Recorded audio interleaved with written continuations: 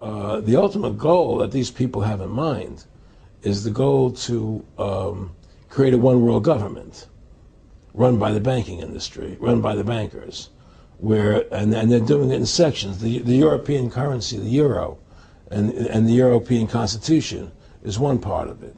Now they're trying to do it in America with the North American Union, right? And they want to create a new currency called the Amero, right?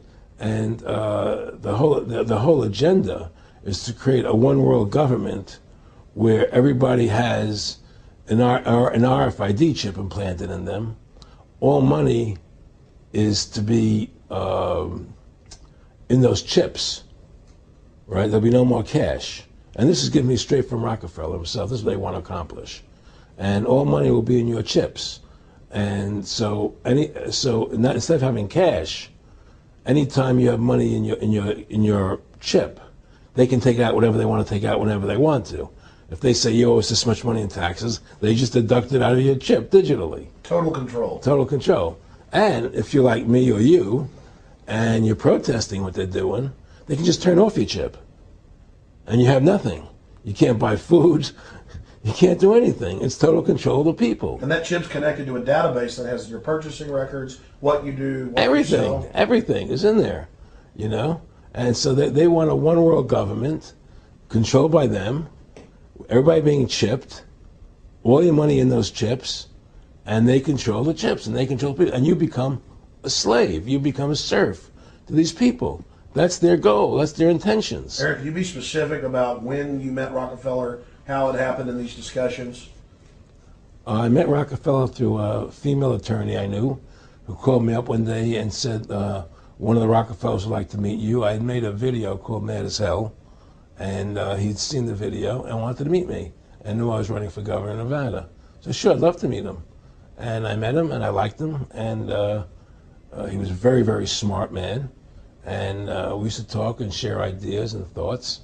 And he's the one who told me 11 months before 9/11 ever happened that there was going to be an event. Never told me what the event was going to be, but there was going to be an event. And out of that event, we were going to invade Afghanistan to run pipelines from the Caspian Sea. We were going to invade Iraq, you know, to take over the oil fields, establish a base in the Middle East, and make it all part of the New World Order. And we'd go after Chavez in Venezuela. And sure enough, later, 9/11 happened. And I remember he was telling me how you're going to see soldiers looking in caves for people in Afghanistan and Pakistan and all these places. And there's going to be this war on terror, which is no real enemy. And the whole thing is a giant hoax, you know, but it's a way for the government to take over the American people. He told you it was going to be a hoax. Oh, yeah. Oh, yeah. There's no question. He says, there's going to be war on terror. And he's just laughing. There's no... Who are we fighting? I mean, why do you think 9/11 happened and then nothing's happened since then? Do you think that our security is so great here that these people who pulled off 9/11, who were able to, can't knock down another plane? Come on, it's ridiculous. 9/11 was done by people in our own government and our own banking system to perpetuate the fear of the American people into subordinating themselves to anything the government wants them to do. That's what it's about, and to create this war, this endless war on terror. And that's why and that was the first lie. And the next lie was going into Iraq, you know, to get Saddam Hussein out with his weapons of mass destruction. That was the next lie. Now, specifically, this was a little over 6 years ago. This was 11 months before 9/11. Yeah. And Nick Rockefeller, who's a lawyer, he's become your friend over the previous years, and he's saying to you that there's going to be this big event, and then out of that we're going to have a war on terror, and it's just going to go on and on. Right, an endless war on terror without any real enemy. That you can never, so you can never define a winner. And did he say that it's going to be perfect because you can't define an enemy? It just goes on and on? Yeah, because you can't define a winner. There's no one to beat, so it goes on and on forever. And they can do whatever they want. They scared the hell out of the American public. Look, this whole war on terror is a fraud. It's a farce. It's very difficult to say it out loud because people are intimidated against saying it. Because if you say it, they want to make you into a nutcase. Let's But be the truth has to come out. That's why I'm doing this interview. The fact of the matter happens to be that the whole war on terror is a fraud. It's a farce. Yeah, there's a war going on in Iraq because we invaded Iraq.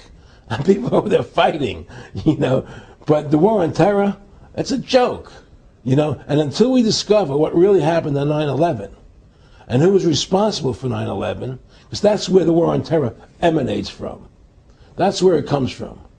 It was 9/11 that allowed this war on terror to begin. And until we get to the bottom root of 9/11, the truth of 9/11, we'll never know about the war on terror.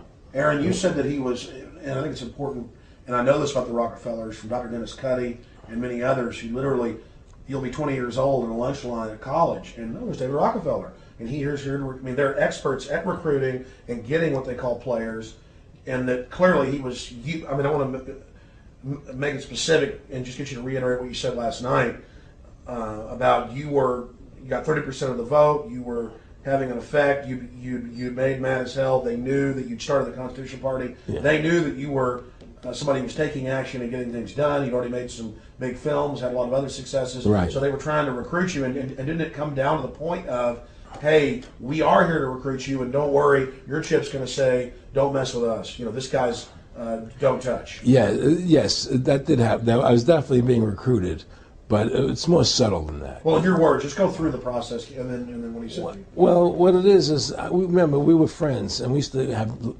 go to my house a lot. We'd have dinner, we'd talk, and he'd tell me about business investments, how you get involved in, or they would help me with this business investment or that business investment.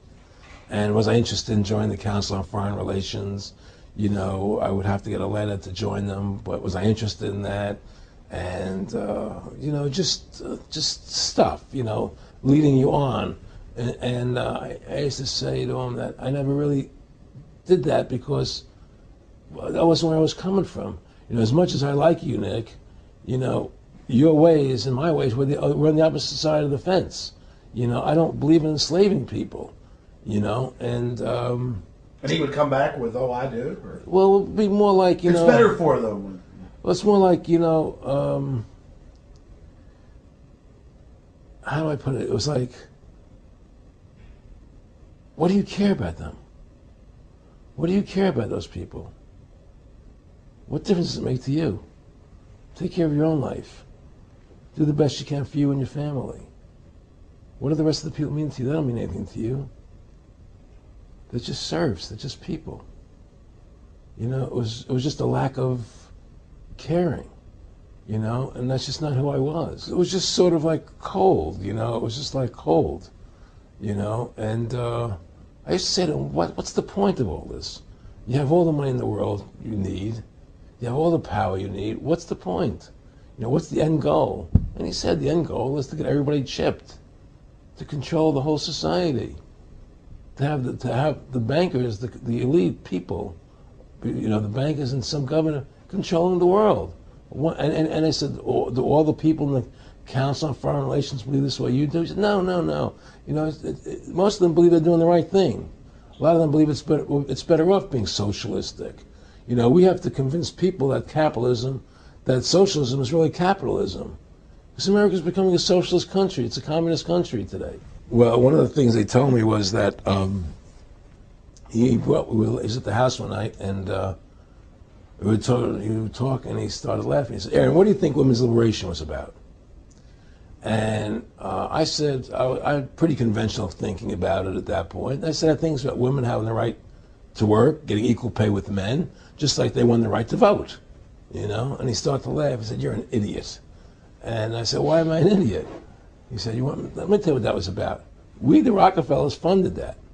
We funded Women's Lib, And we're the ones who got all over the newspapers and television, the Rockefeller Foundation. He says, and you want to know why? He says, there were two primary reasons.